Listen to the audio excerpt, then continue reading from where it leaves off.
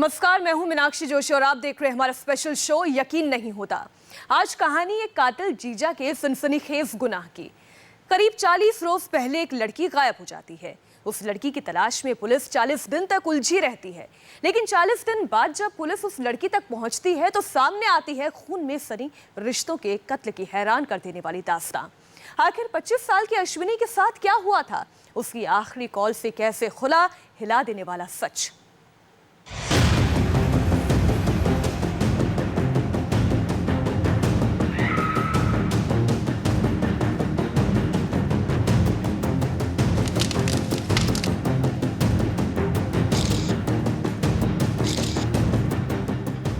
पच्चीस साल की अश्विनी परदेशी एक दिन अचानक लापता हो गई। दुनिया के लिए यह गुमशुदगी की पहेली थी, लेकिन अश्विनी तो जमीन के 2.5 गज नीचे दफन हो चुकी थी। एक सुनियोजित साजिश के तहत 25 साल की एक लड़की की निर्मम हत्या की गई थी। गाड़ी में डेड बॉडी लेकर घूमता रहा।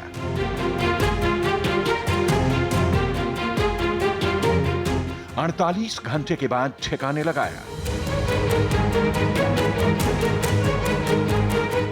जमीन में दफन किया जुर्म का सबूत।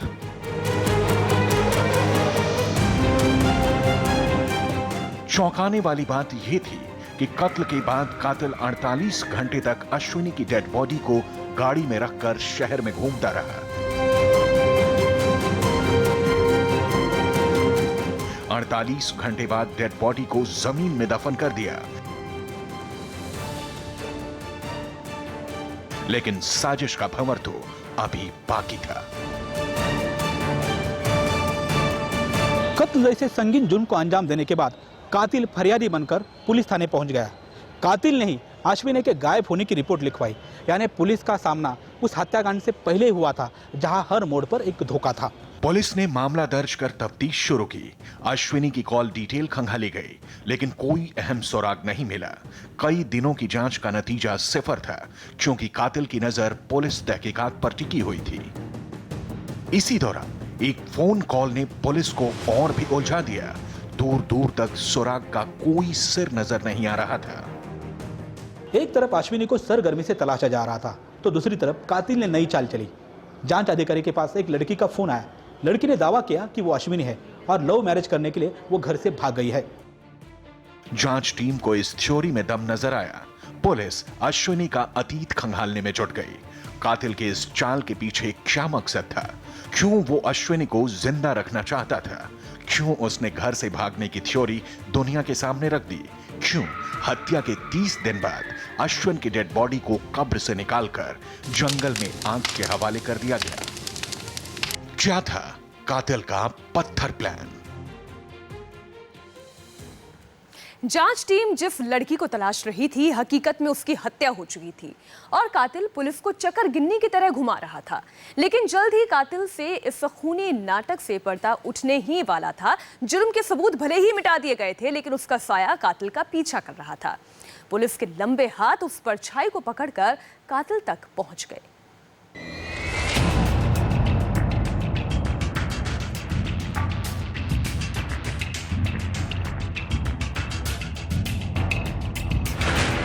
जीजा निकला अश्विनी का कातिल। अश्विनी थी जीजा की बड़ी राजदार। राजदार साली कर रही थी ब्लैकमेल।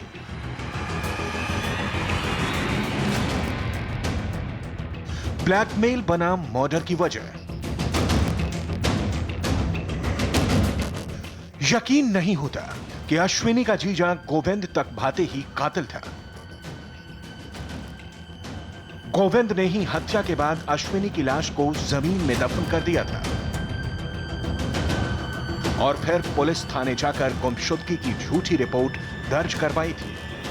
और तो और गोविंद ही पुलिस की जांच को बार बार भटका रहा था। इसी कड़ी में जब गोविंद को लगा कि राज खुल सकता है, तो जमीन में दफन लाश को बाहर निकालकर जंगल में ठिकाने लगा दिया। वहाँ उसके वो डंडे से मार के, सर पे मार के उसको ख़त्म कर दिया और वहाँ से वो टेम्पो वो बोबदेव घाट से आगे निकल के वो चाकन रोड पर गए और वो चाकन रोड पर जाके वहाँ 2 दिन रखी उसने बॉडी।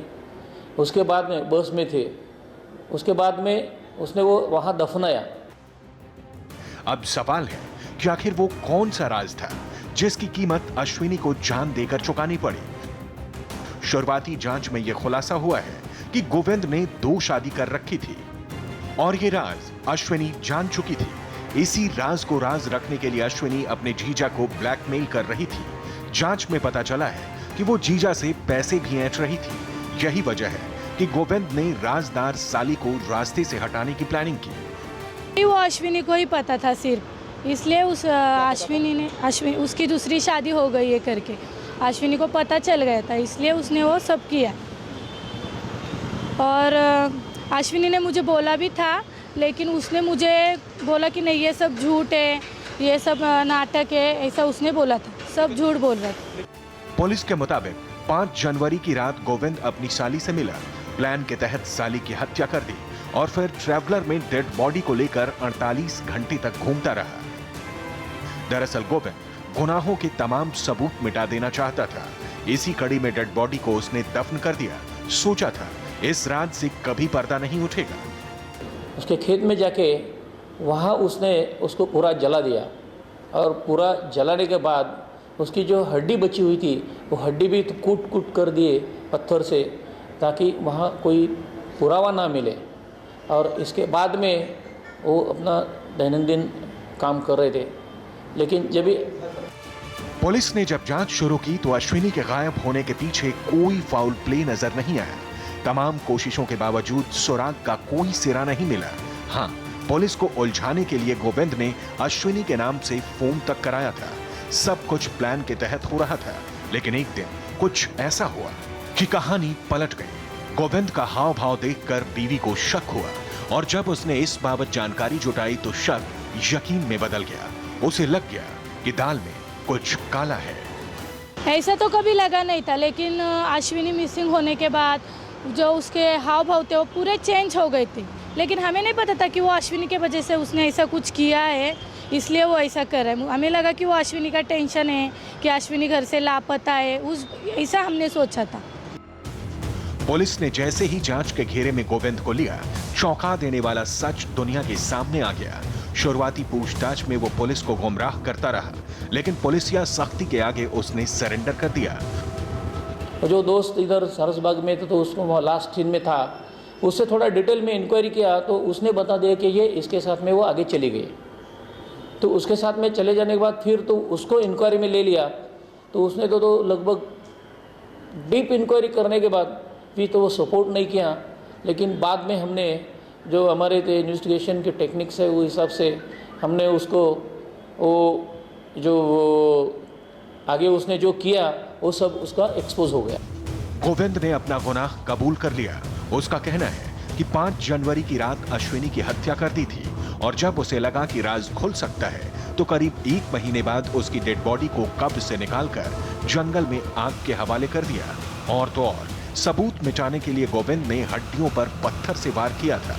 भले ही हत्या की गुत्थी सुलझाने में पुलिस को 1 महीने का वक्त लगा हो, लेकिन अब गोविंद की बीवी ही अपनी बहन के लिए इंसाफ चाहती है। उनका कहना है कि गोविंद को सजाए मौत मिलनी चाहिए। अभी उसको फांसी होनी मांगती है, क्योंकि उसने बहुत गलत किया है। अगर ये इस बार वो बच गया तो आगे जाके मुझे और मेरे 2 बच्चों को भी उससे खतरा है, पूरा खतरा है। इसलिए मैं रिक्वेस्ट करूँगी कि उसको फांसी ही होनी मांगती, वो बचना ही नहीं चाहिए, क्योंकि उसने अश्विनी को बहुत बुरी तरह से मारा है। बहुत शातिल दिमाग है उसका। गोविंद ने सिर्फ रिश्तों का कत्ल ही नहीं किया, बल्कि भरोसे का भी कत्ल किया, क्योंकि उसके इस गुनाह से 3 जिंदगियां बर्बाद हो गईं। अपने गुनाह से जुड़े सबूतों को जितना जल्दी मिटाने की कोशिश गोविंद ने की, उतना ही जल्दी वो पुलिस के शिकंजे में आ गया। फिलहाल पुलिस ने गोविंद को गिरफ्तार तो कर लिया है, लेकिन इस मामले में और भी कितने लोग शामिल हैं, इसकी जांच पुलिस कर रही है। कैमरामैन सूरज के साथ अजय कांबले, इंडिया टीवी, पुणे। हमारा स्पेशल शो यकीन नहीं होता में फिलहाल वक्त एक ब्रेक का। ब्रेक के बाद फेसबुक पर कातिल का लाइव कबूलनामा।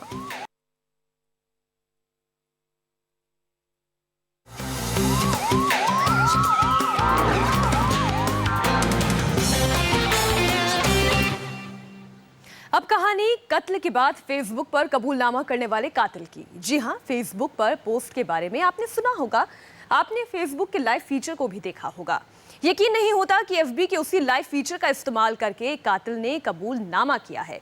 आखिर कौन है फेसबुक पर कबूलनामा करने वाला वो कातिल?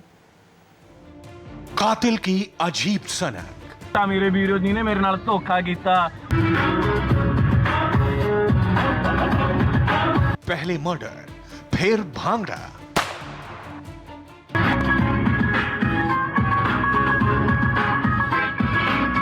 कातिल के 1 घंटे बाद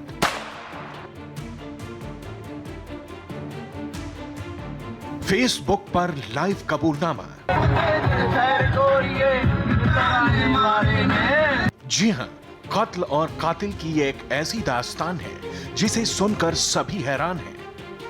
कातिल अपने 4 दोस्तों के साथ मिलकर पहले सरेआम हत्या को अंजाम देता है। शिकार के सिर पर 5 गोलियां मारी जाती हैं। लेकिन कातिल का कहर इतना भर नहीं था।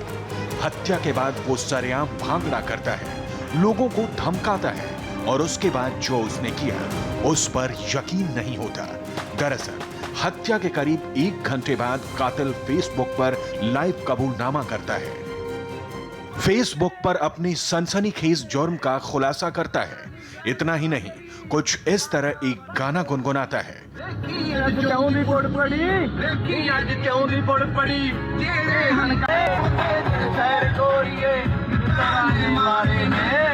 इस दौरान उसके हाथ में पिस्तौल भी नजर आ रही है। लाइव वीडियो में कातिल एक पंजाबी गाना गा रहा है। गाना था मारे हिक विच फायर जाट दे, जिसका हिंदी में मतलब है जाट ने सीने में गोली ठोंक दी। जाहिर है कातिल की सनक जितनी चौंकाने वाली है उससे कहीं ज्यादा सनसनीखेज है हत्या जैसे जुर्म का फेसबुक पर कबूलनामा। ये कहानी है पंजाब के संगरूर शहर की।